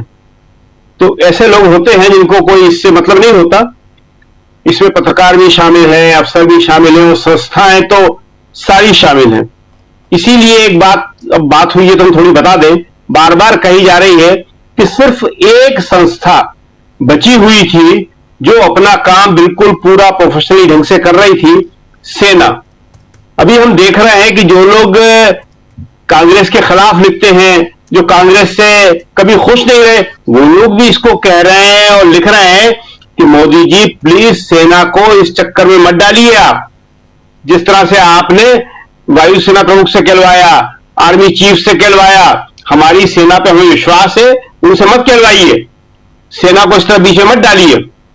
तो ये सारी बातें जो है ये होती रहेंगी। लेकिन सबसे बड़ी बात जो है कि खुद राहुल गांधी को सबसे ज्यादा विश्वास जनता से और युवा से है। 7 अगस्त की प्रेस कॉन्फ्रेंस में राहुल गांधी ने बहुत ही स्पष्ट शब्दों में कहा था, जब उनसे पूछा गया कि मैं ये सारी चीजें जनता के सामने रख रहा हूं, मैं ये सारी चीजें युवा के सामने रख रहा हूं, और राहुल ने वही किया। और आप देखिए कि राहुल को रिस्पांस मिला। उसके बाद कल का जो प्रदर्शन था उसमें जिस तरह विपक्ष के सांसद आए, और उसके बाद पूरे देश से राहुल के पक्ष में जो एक समर्थन की लहर चली है, और इसीलिए उन्होंने आज जो है अपनी मीटिंग में, जो कल होने वाली थी वो आज मीटिंग हुई कांग्रेस की, उसमें अपना त्रिस्तरीय प्रोग्राम बनाया है उन्होंने, जो 14 अगस्त से शुरू होगा। 14 अगस्त का मशाल जुलूस भी अपने आप में बहुत प्रभावी होने वाला है, क्योंकि हर जगह शाम के टाइम पे मशालें जलेंगी और लोग निकलेंगे सड़क पे। और फिर उसके बाद 15 अगस्त हो जाएगा खत्म, 22 अगस्त मंगलवार है, मंगलवार से 7 सितंबर तक वोट चोर गद्दी छोड़, ये नारा बहुत हिट हो गया है। ये एक एक जिले में चल लगेगा और ब्लॉक स्तर तक भी जाएगा, और उसके बाद 15 सितंबर से 15 अक्टूबर तक राज्यों में। तो ये जो है अब माहौल पूरा का पूरा बनना शुरू हो गया है, इसीलिए इतनी घबराहट फैली हुई है। अभी जो सरकार बड़ी तेजी के साथ काम करवा रही है वो इसीलिए करवा रही है संसद के अंदर कि जो उसके पुराने पेंडिंग बिल हैं वो सारे पास करवा रही है, लोकसभा से हो रहे हैं, फिर राज्यसभा से हो रहे हैं, ताकि वो सोमवार को फिर से शुरू होगी, सोमवार मंगलवार को काम करवा के इसको साई एंड डाई कर दे, अनिश्चित काल के लिए स्थगित कर दे। क्योंकि संसद से रोज सुबह जो है सरकार के लिए बड़ा खतरनाक मैसेज जा रहा है। 10:30 बजे सारे के सारे सांसद नगर द्वार पे इकट्ठा हो जाते हैं नए नए तरीके से। आज आपने देखा कि सफेद टी शर्ट पहने हुए थे, मीनता देवी का फोटो लगाए हुए थे। वो नारे तो नारे गूंज रहे हैं, जितना भी कोई कोशिश करे कि उसको नहीं दिखाएगा मगर फिर भी वो सामने आ रहे हैं। इसी तरह सदन के अंदर यही नारे गूंज रहे हैं, दोनों सदनों में। उसको जो बाहर देख रहे हैं, जो लोग संसद के अंदर नहीं है, उनको नहीं मालूम पड़ रहा है, लेकिन फिर भी कहीं ना कहीं आवाज आ जाती है, कभी ना कभी किसी प्ले कार्ड का पोस्टर आ जाता है। कितना छुपाओगे, कितना दबाओगे उसको आप? तो अब जो है एक माहौल बनना शुरू हो गया है, और उस माहौल का ही असर है कि अब सरकार के पास कोई, जिसे कहते थे कि मीडिया हेडलाइन मैनेजमेंट, उनका एक बड़ा प्रसिद्ध मुहावरा था, लोग कहते थे कि उन्हें हेडलाइन मैनेजमेंट आता है, वो हेडलाइन मैनेजमेंट कर देंगे। लेकिन आप देख रहे हैं कि जिस दिन 7 अगस्त से राहुल ने जो एटम बम राहुल कहते थे वो फोड़ा है, कोई हेडलाइन भी नहीं निकाल पाए, वो कोई हेडलाइन नहीं बदल पा रहा है। और आज के अखबारों में हम देख रहे थे कि आज के अखबारों में थोड़ा कम दिया किसी ने, थोड़ा अंदर डाला, मगर थोड़ी बहुत खबर सबको देना पड़ी। क्यों? पाठक का डर है, जनता का डर है। अब जनता पूछने लगी है कि भाई ये क्यों नहीं दिखा रहे तुम, ये क्यों नहीं बोल रहे तुम? तो उन्हें दिखाना पड़ रहा है, उन्हें बोलना पड़ रहा है। और यही जो है सबसे बड़ी ताकत है कि जनता अगर थोड़ी सी भी इन्वॉल्व हो जाए, जनता अगर थोड़ी सी भी बाहर आ जाए। 14 अगस्त को देखते हैं मशाल जुलूस में कितने लोग आते हैं, फिर 22 अगस्त से देखते हैं कितने लोग आते हैं। अगर जनता को लगेगा कि मेरा वोट चोरी हो रहा है और जिस दिन मेरा वोट मेरे हाथ से चला गया फिर मुझे कोई पूछने वाला नहीं है। आज नेता लोग क्यों जाते हैं उनके घर पे, उनके दरवाजे पे? क्योंकि वोट है उनके पास। तो वोट ही नहीं होगा, कोई पूछने नहीं आएगा, एक आदमी पूछने नहीं आएगा। जो 5 किलो अनाज मिल रहा है वो 4 किलो हो जाएगा, वो 3 किलो हो जाएगा, वो बंद हो जाएगा।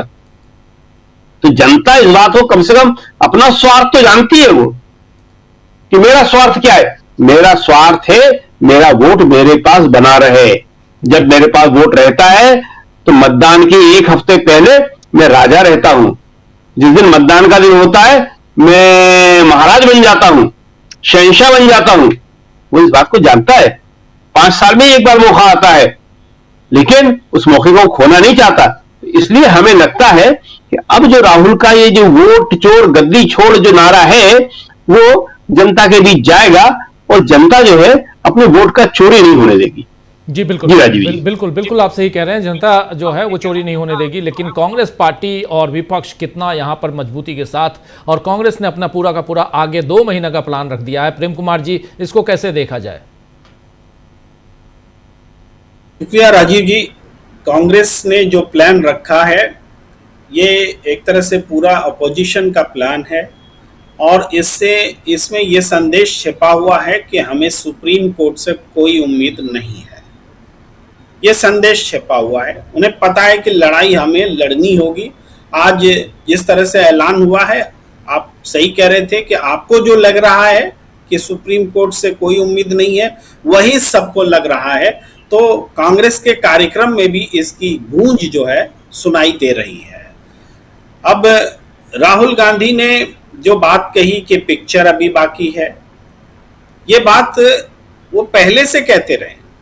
राहुल गांधी ने जो बात कही कि संविधान बचाने निकले हैं, ये बात भी वो पहले से कहते रहे हैं। तो राहुल गांधी ने जो कार्यक्रम देश के लिए रखा है, जनता के लिए रखा है, वो किसी चुनाव को जीतने का कार्यक्रम नहीं है। इसीलिए एक दिन पहले भी राहुल गांधी ने कहा था कि राजनीति से ऊपर उठ गई है ये लड़ाई। तो इसको भी समझने की जरूरत है कि राजनीति से ऊपर कब होती है लड़ाई। देखिए, आजादी से पहले भी एक लड़ाई लड़ी गई थी, और वो लड़ाई भी कानून को तोड़कर लड़ी गई थी। व्यवस्था बदलने की लड़ाई थी वो। और उसके बाद जो आजादी के बाद हमने हासिल किया, इसके अंतर्गत फिर राजनीतिक अधिकार और संगठन और पार्टियां तमाम चीजें आई।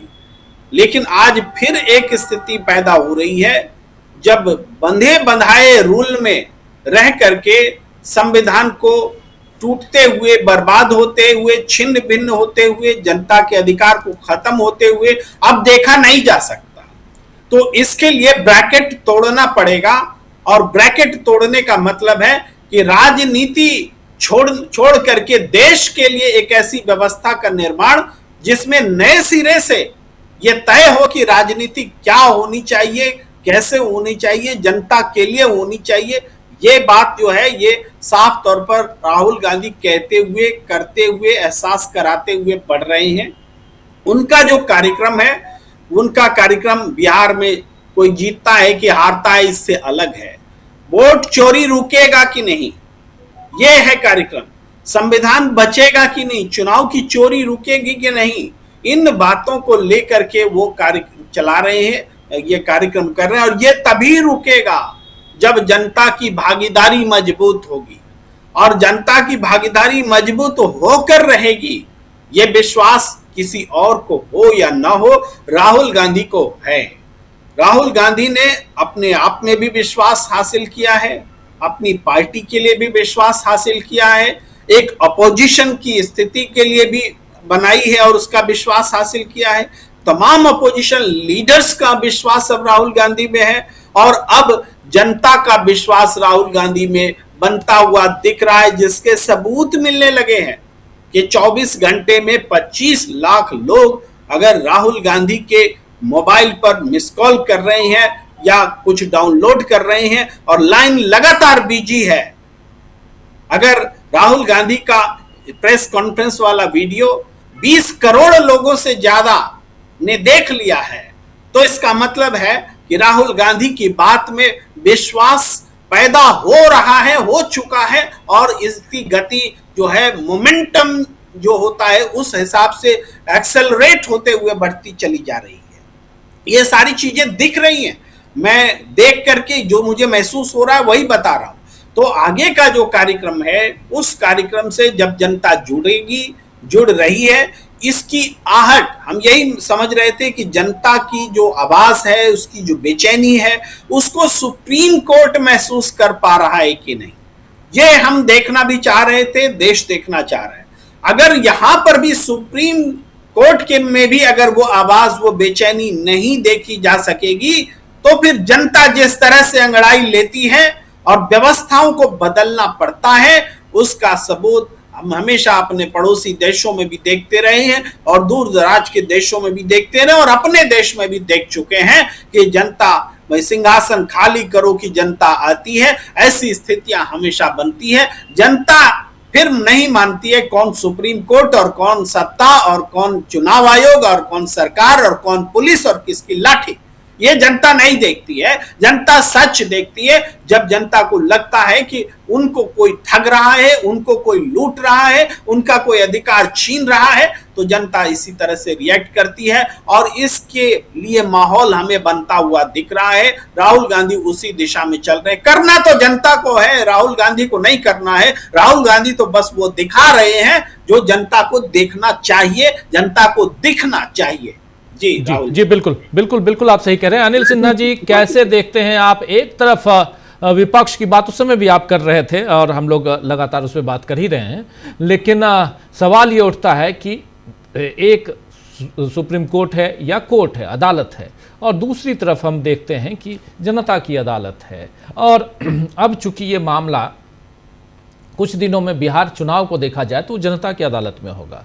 कोई भी चुनाव, वोटर जो होता है वो पब्लिक है, जनता है, और ऐसे में ऐसी संस्थाएं आखिर कई जगह पे, जो संवैधानिक संस्थाएं हैं, वो कई जगह प्रश्नवाचक चिन्ह के सामने क्यों आकर खड़ी हो जाती हैं? क्यों इनके साथ साथ ही क्वेश्चंस लग जाते हैं कि ये सचमुच इनकी जो जिम्मेदारी है उन जिम्मेदारियों का निर्वहन नहीं कर पा रही हैं, या कर रही हैं तो क्या पूरे खुले मन से जो इस देश के नागरिकों के हित में होना चाहिए वो कर रही हैं?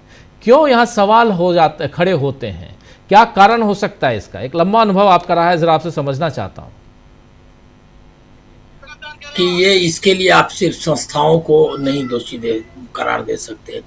लोकतंत्र पर जब विजिलेंस जिसको आप कहते हैं, उस पर निगरानी लोगों की कम हो जाती है, और लोगों में कौन है?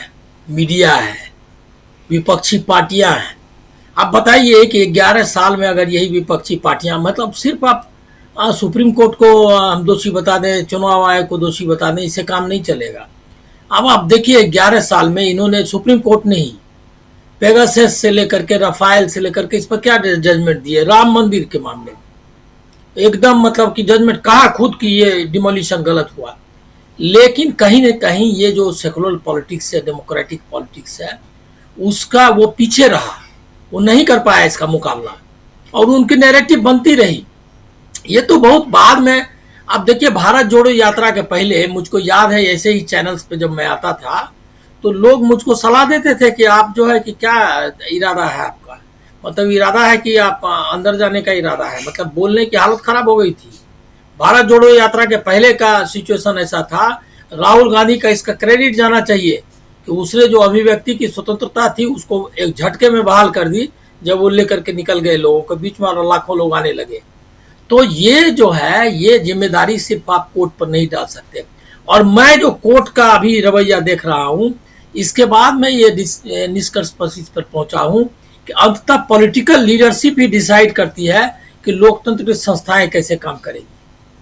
और ये जो है पॉलिटिकल लीडरशिप जो मोदी जी का या बीजेपी का या आरएसएस स्पॉन्सर्ड जो लीडरशिप है, वो लीडरशिप लोकतंत्र के खिलाफ है। जब तक आप इसको हटाते नहीं, और सारी संस्थाएं इसके मतलब आएंगी इसके बीच में, आपको ये काम नहीं करने देंगी, लेकिन आपको लोगों को लाना पड़ेगा। और ये बात समझ आई, देर से आई।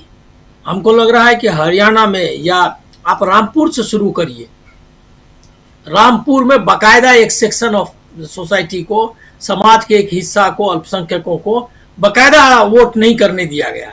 और जो जिसको डन डील कहते हैं, मतलब रिजल्ट आउट, वो आउट रिजल्ट को उन्होंने बदल दिया, वहां जिता करके ले गए, तो कोई सोच भी नहीं सकता था। लेकिन उस पर नहीं हो पाया, कुछ नहीं कर पाए। हरियाणा में दिखाई दे रहा था कि सब कुछ हुआ है, लेकिन विपक्ष इकट्ठा नहीं हुआ। महाराष्ट्र में बाकायदा लोग मारकरवाड़ी का आपको ये था, एग्जाम्पल था, लोग जगह जगह कहने लगे कि हम मॉक पोल कराएंगे, लेकिन उसको आगे नहीं बढ़ा है। तो ये जिम्मेदारी पॉलिटिकल लीडरशिप पे भी है, और मुझको लग रहा है कि देर से ही सही, लेकिन ये पॉलिटिकल लीडरशिप जो है वो जिम्मेदारी लेने को तैयार हो गई।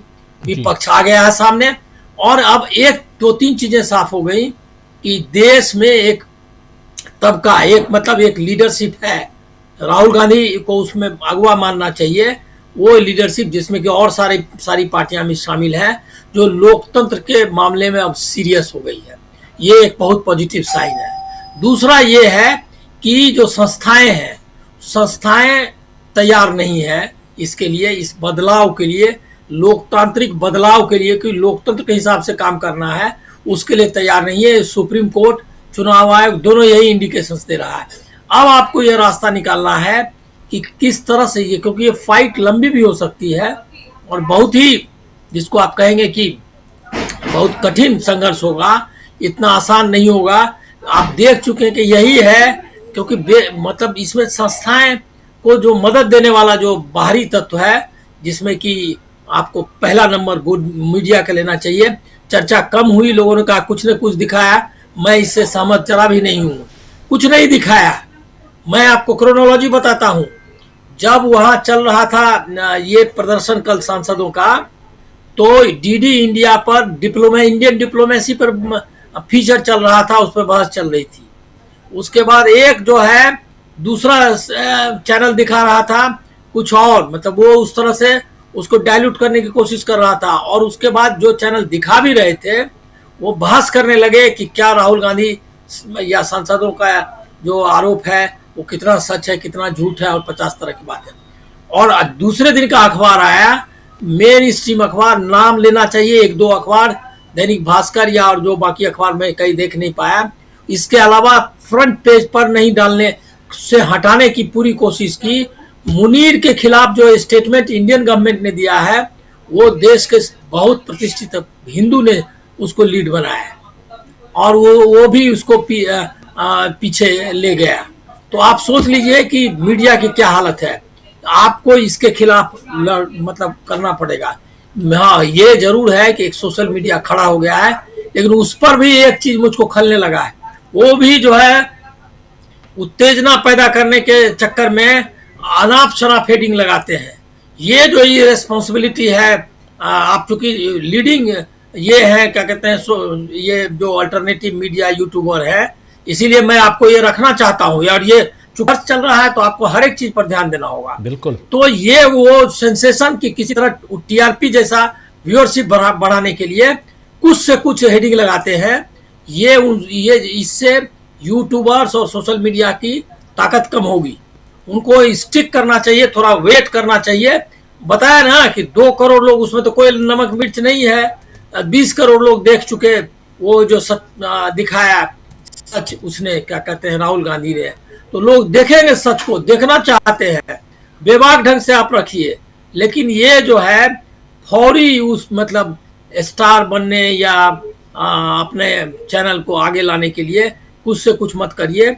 ये अनुशासन जरूरी है, क्योंकि एक इसमें रोज मैं हर जगह भाग ले रहा हूँ, तो मैं भी पार्टिसिपेंट हूँ। आप अच्छी तरह भाई इतने नहीं सब हमको बुलाता है ना, मेरा टाइम जो है बहुत लेता है क्या कहते हैं, और बहुत उसमें मेहनत लगती है, क्योंकि आपका एनर्जी भी बहुत जाता है। हम लोगों की उम्र नहीं है वो इसी, लेकिन उसके बाद इतनी मदद के बाद मैं देखता हूँ जब कि ये सेंसेशन के लिए कुछ भी हेडिंग लगाते हैं तो मुझको कोफ्त होती है। मैं हालांकि सबको पॉइंट आउट करते रहता हूँ। ये भी रखना है आपको। लड़ाई अब जो है लोकतंत्र की एक बड़ी लड़ाई सामने आ गई है। इसमें आइडियोलॉजी भी सामने आएगी, इसमें बहुत कुछ रखना होगा।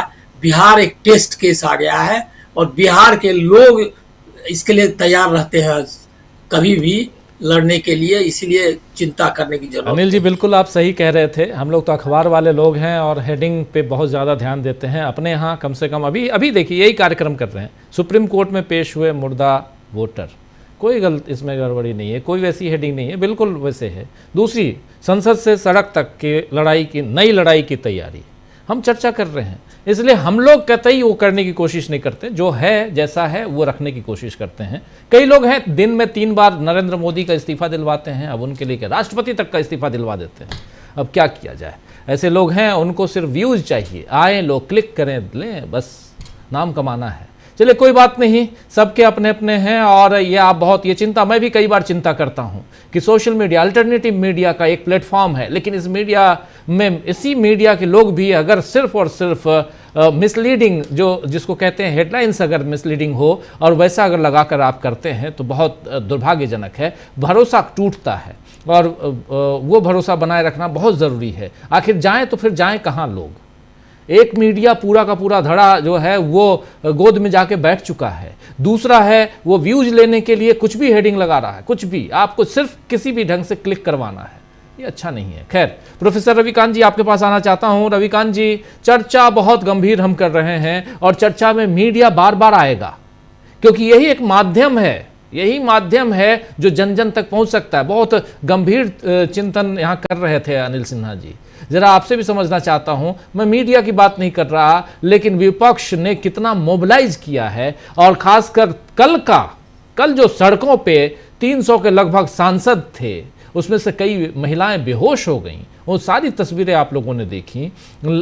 यहाँ से क्या आपको लगता है कि एक आंदोलन, एक क्रांति और एक उत्साह लोगों के बीच, खासकर देखिए 300 सांसद 140 करोड़ को मोबिलाइज करने में बहुत महती भूमिका निभा सकते हैं, लेकिन 140 करोड़ को सड़क पे आना होगा और उनको सड़क पे लाने के लिए उसमें से आधा भी सड़क पे आ गए, 1/4 भी आ गए, तो बहुत परेशानी में फंस जाएगी सरकार। देखिए राजीव जी, किसी भी समाज और देश के 10% लोग क्रांतिकारी बदलाव लाते हैं और 10 से अगर ये संख्या बढ़ जाए तो फिर बहुत तेजी होती है। और आज 10 नहीं बल्कि मैं समझता हूं कि 20% लोग ऐसे हैं इस देश के जो बहुत बेचैनी महसूस कर रहे हैं।